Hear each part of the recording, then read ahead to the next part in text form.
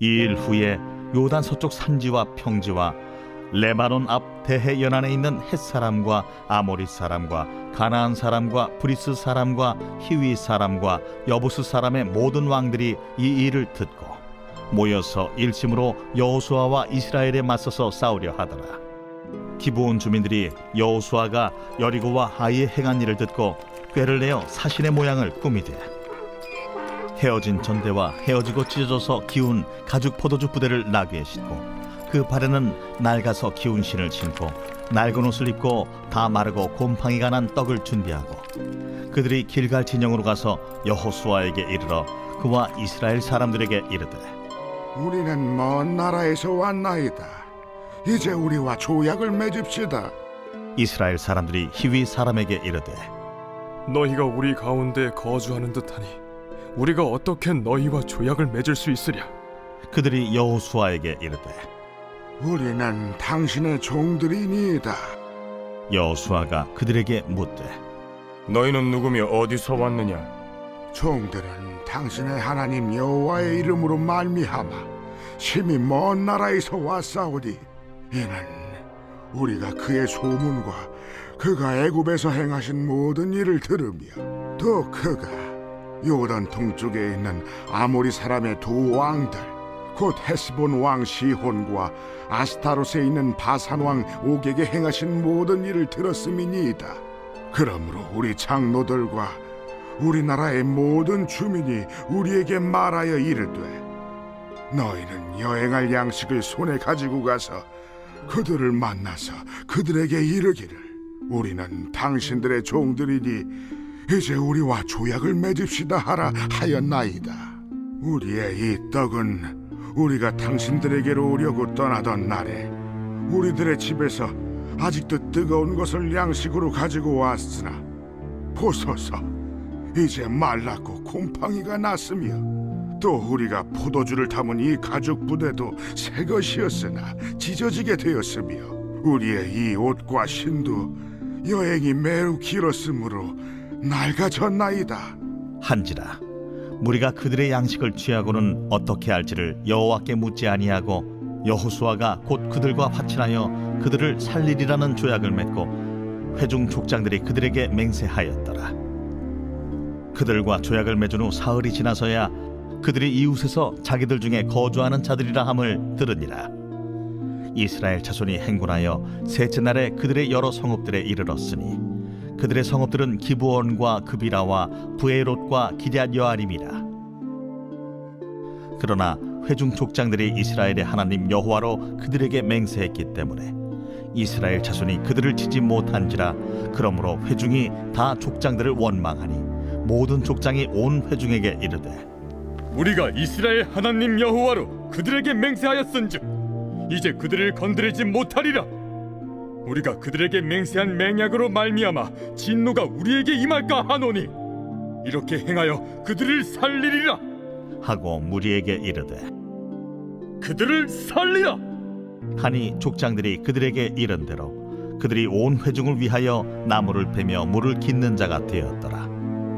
여호수아가 그들을 불러다가 말하여 이르되 너희가 우리 가운데에 거주하면서 어찌하여 심히 먼 곳에서 왔다고 하여 우리를 속였느냐? 그러므로 너희가 저주를 받나니 너희가 대를 이어 종이 되어 다 내 하나님의 집을 위하여 나무를 패며 물을 깃는 자가 되리라. 그들이 여호수아에게 대답하여 이르되 당신의 하나님 여호와께서 그의 종 모세에게 명령하사 이 땅을 다 당신들에게 주고 이 땅의 모든 주민을 당신들 앞에서 멸하라 하신 것이 당신의 종들에게 분명히 들리므로 당신들로 말미암아 우리의 목숨을 잃을까 심히 두려워하여 이같이 하였나이다.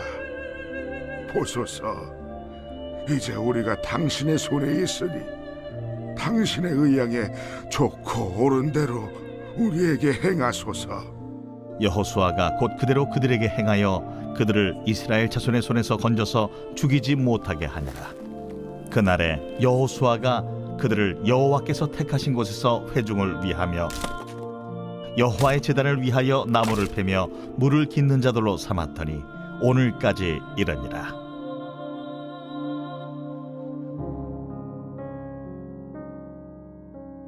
새벽 영성 기도 시간입니다. 오늘은 여호수아 9장 말씀 함께 살펴보겠습니다. 오늘 본문 여호수아 9장의 내용을 간단히 정리하면 가나안의 여러 민족들이 이스라엘 군사들이 여리고성과 아이성을 함락시켰다는 것을 들었습니다. 대다수의 민족들은 전투 준비를 했지만 그 중에 기브온 주민들은 전투 준비가 아닌 자신들을 종으로 여기며 이스라엘을 찾아왔고 평화협정을 맺습니다. 사흘 후에 그들이 주변에 거주하는 이들이라는 사실을 알았지만 계약을 파기하지 않았고 그들을 책망하며 그들에게 이렇게 말합니다. 23절의 말씀이죠. 그러므로 너희가 저주를 받나니 너희가 대를 이어 종이 되어 다 내 하나님의 집을 위하여 나무를 패며 물을 깃는 자가 되리라.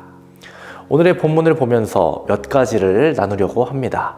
첫 번째로 오늘 본문에 등장하는 지명이 어디인지를 주목해 봐야 합니다. 바로 길갈입니다. 이 길갈이라는 곳은요, 애굽의 수치를 굴려버리다 라는 뜻을 가진 곳입니다. 여호수아와 백성들은 길갈에서 두 가지 중요한 사건을 경험합니다. 그 첫 번째 사건은요, 여호수아 4장에 나오는 사건인데요, 요단강에서 가져온 돌을 세운 곳이 바로 길갈입니다. 우리들을 인도하신 분이 하나님이시다. 우리들은 하나님의 백성답게 성결하게 순결하게 살아가야 한다는 맹세를 하는 곳입니다.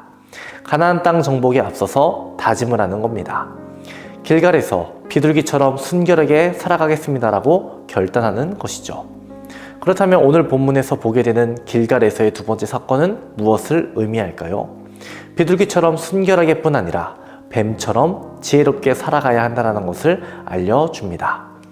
그렇다면 오늘 본문에서 여호수아와 장로들은 왜 지혜롭게 행하지 못했을까요? 우리 함께 12절에서 14절의 말씀 보겠습니다.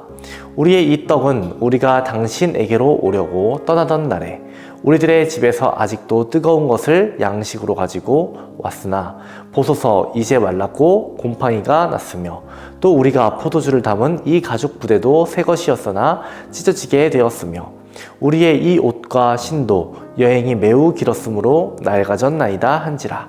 무리가 그들의 양식을 취하고는 어떻게 할지를 여호와께 묻지 아니하고. 성경은 무리가 하나님께 묻지 않았기 때문이라고 말합니다. 무리뿐 아니라 여호수아도 묻지 않았습니다. 이러한 모습은 이전에도 있었습니다. 아이성 전투 때입니다. 만약 아이성 전투에 앞서서 하나님께 여쭈었다면 하나님께서는 아이성 전투를 하기 전에 아간을 찾아내게 하셨을 겁니다. 우리들은 우리의 지식을, 우리의 이성을, 우리의 머리를 믿으려고 합니다. 그런데 우리들의 삶이 내 뜻대로만, 내 계획대로만 흘러갑니까? 절대 흘러가지 않습니다. 오늘 본문을 보면 알 수 있지 않습니까? 눈으로 봤습니다. 믿을만 하다라고 판단한 것입니다. 그런데 속았습니다. 성경은 말합니다. 하나님께 묻지 않았다. 말씀을 읽고 아는 것 분명히 중요합니다. 하지만 말씀으로만 치우쳐서는 안 됩니다. 기도하는 것 또한 중요합니다. 그렇다고 기도만 해서도 안 됩니다. 말씀도 읽고 기도도 해야 하는 것입니다. 이스라엘 백성들은 길갈에서 큰 깨달음을 얻습니다. 세상 속에서 지혜롭게 살아가야 한다는 것입니다. 그리고 그 지혜는 하나님께 묻는 것입니다. 잠언 9장 10절에 여호와를 경외하는 것이 지혜의 근본이요 거룩한 자를 아는 것이 명철이니라는 말씀이 있습니다. 우리들은 인생에서 많은 선택을 합니다. 그런데 내 결정이 결정적이었기에 좋은 결과가 나옵니까? 그렇지 않습니다. 타이밍이 중요합니다. 그 알맞은 때와 적당한 때가 맞아야 하는 것입니다. 하나님, 나의 뜻대로 하지 마시고 아버지의 뜻대로 되기를 원합니다. 하나님께 묻고 기도하는 우리가 되어야 하겠습니다. 하나님을 경외하는 것이 지혜의 근본이라고 하셨으니 말씀 의지하며 기도합니다. 또 기도하는 마음으로 행합니다. 좋은 사람을 붙여주시고 알맞은 때와 적당한 때를 허락하옵소서. 이렇게 기도하는 우리들이 되어야 하겠습니다. 마지막으로 여호수아가 기브온 주민들에게 어떤 말을 했는지 한번 살펴보려고 합니다. 23절의 말씀입니다.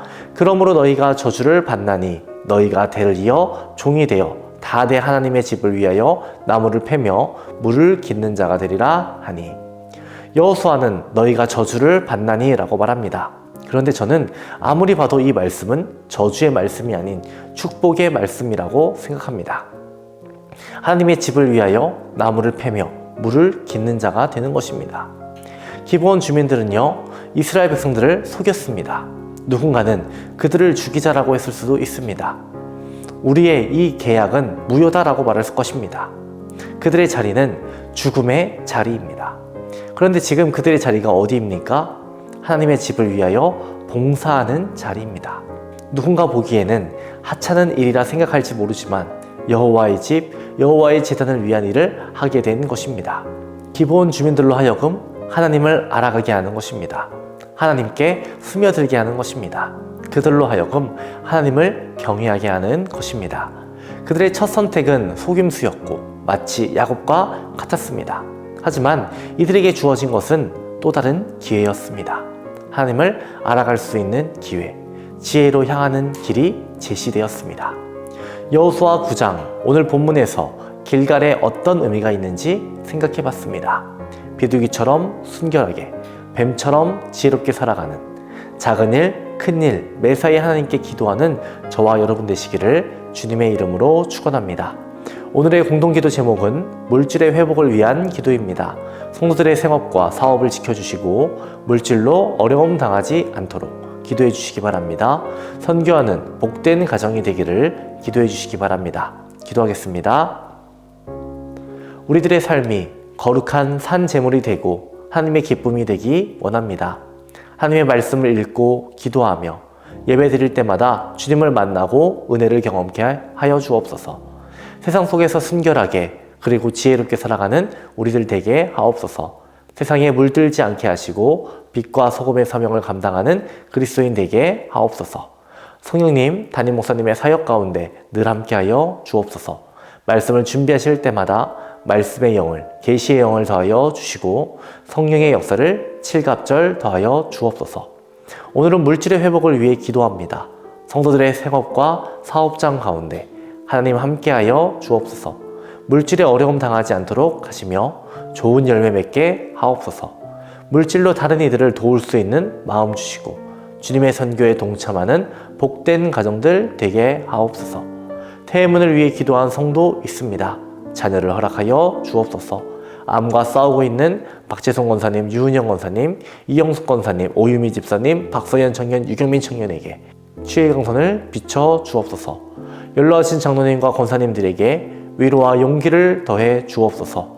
외롭지 않게 하시고 병들어 누워 계시지 않게 하시며 노년의 삶이 아름답고 은혜롭고 건강하게 걷다가 천국 갈 수 있는 은혜를 허락하여 주옵소서. 우울증을 겪고 있는 성도들 치유하여 주시고 공황장애, 불면증을 겪고 있는 성도들 말끔히 고쳐 주시옵소서.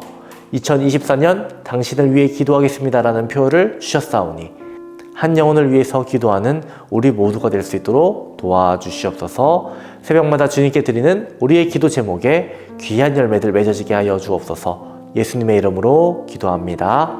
아멘.